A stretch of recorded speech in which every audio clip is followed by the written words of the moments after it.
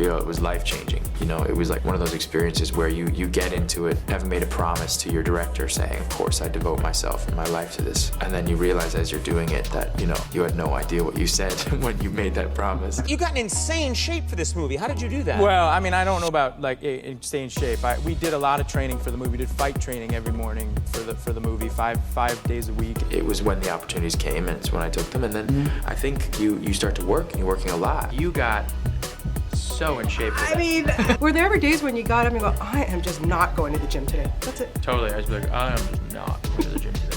I didn't really like going to the gym. I mean, I think I liked being outside and being active, and that's why I, liked the role so much, was because a lot of it was really like dealing with the outdoors. You're dealing with jumping from things and using the sport of parkour like we do in the movie. Yeah, I'm a really athletic person. I'm very physical.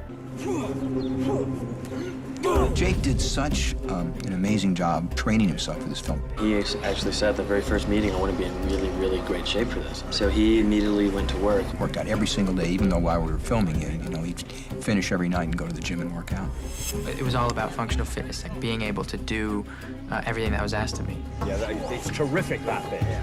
He's supposed to be a chap who's fought all his life, and he can run up a wall and backflip over a canyon.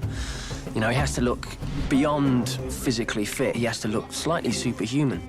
I did a lot of, running, and I did parkour training. I was working with gymnasts. He didn't have technical fight training, but once we got him started, the difference from the beginning where he started with a sword, he had never done a sword film, but his footwork was really strong, and he's quick. I remember the first fight rehearsal we did, and just starting with like a strike and a parry, and then slowly moving on to much more difficult choreography.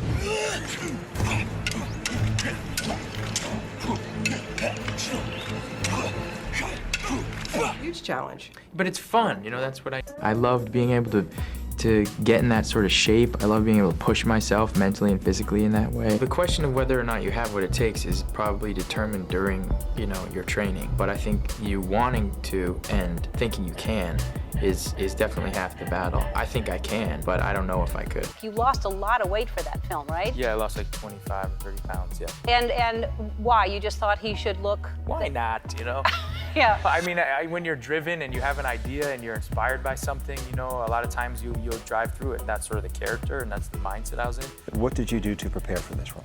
I wanted him to look like a coyote.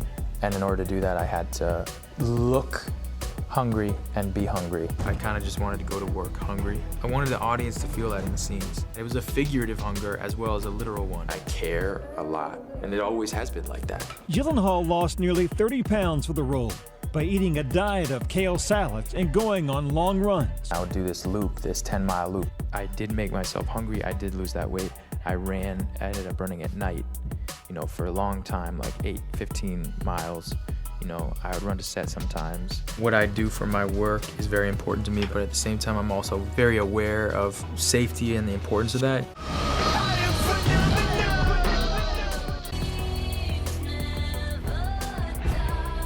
Jake Gyllenhaal reportedly gained 15 pounds of muscle as part of his remarkable transformation to play light heavyweight boxing champion Billy Hope in Southpaw. Can you talk a little bit about how you went from Nightcrawler to this one? Because that must have been a long journey for you. When people ask me how I got into shape, I just go, I was just scared that I was gonna look like an idiot. I mean, I don't think fear tactics are the best, but that was definitely a big part of it. And so daily, I end up training twice a day because I had 5 months and I thought, how do I expand 5 months into longer? You train twice a day, then it's 10 months, you know?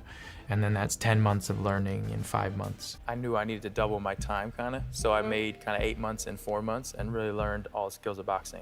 I just trained and trained and trained, and obviously, in order to learn more, once you start to learn more, you need your body to be in a place where you can continue to do it. There's no sport in the world where, as you're learning more, your body needs to be in more and more better physical or top shape. 8 hours a day, you know, for a month and a half, 2 months.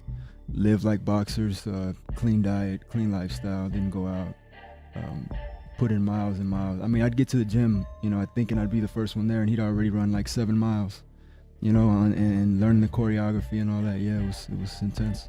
What do I have to do to get in that kind of shape? Because you're super ripped in that. I trained for 5 months. I trained twice a day for 5 months. I'd wake up in the morning, and over time, I added miles to my road work, but I'd start at like 3 miles. Eventually, I was running 8 miles, and then I would go and I'd work out for 2 hours to do mitt work, heavy bags. My father is incredibly disciplined. I remember as a boy, like, he would be up at 4:30 in the morning, and he would write. He was up. He was constantly sort of always very prepared like that. I really believe that freedom is on the other side of discipline. Learning from the people around me. The bit where you've got that rope and you sort of have to do those duck unders. Yeah. I remember doing things like that and finding muscles I had never used in my life. Part of our body in particular that we think we use for strength are really not the ones that are strong. So yeah, you end up relearning, you know, your footwork and using your core and all that stuff is a very important aspect. So I told Jake, I'll do it with you from beginning to the end. As we trained together and I watched him starting to hit the bag and work with Terry, I said, he got a lot of anger. Jake has a lot in him. He's a sweet human being, but it's something inside of him.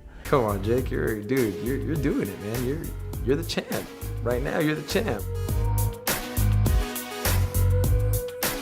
My preparation for something like Southpaw was 5 months, around boxers all the time, talking to people in the system and being there and picking up that energy. After enough time, I feel like almost like your molecular structure changes a little bit. And I find joy in that process. A lot of people ask me often, they say, oh, you got in shape and whatever, how many sit-ups did you do and how many push-ups and how many days did you work out? And I just literally never thought of that.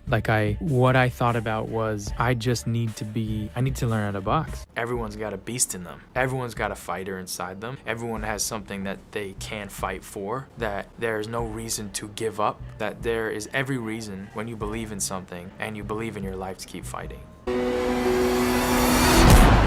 more you get hit, the harder you fight. I get it. Let's go! I'll give you my everything. I am phenomenal! I think no matter who you are, no matter what you do in your life, no matter where you've come from, you have to fight. We all fight in different ways. Your mind can only match where your body is. And so you're never mastering it. It's always a lesson. Things catch you in unexpected ways.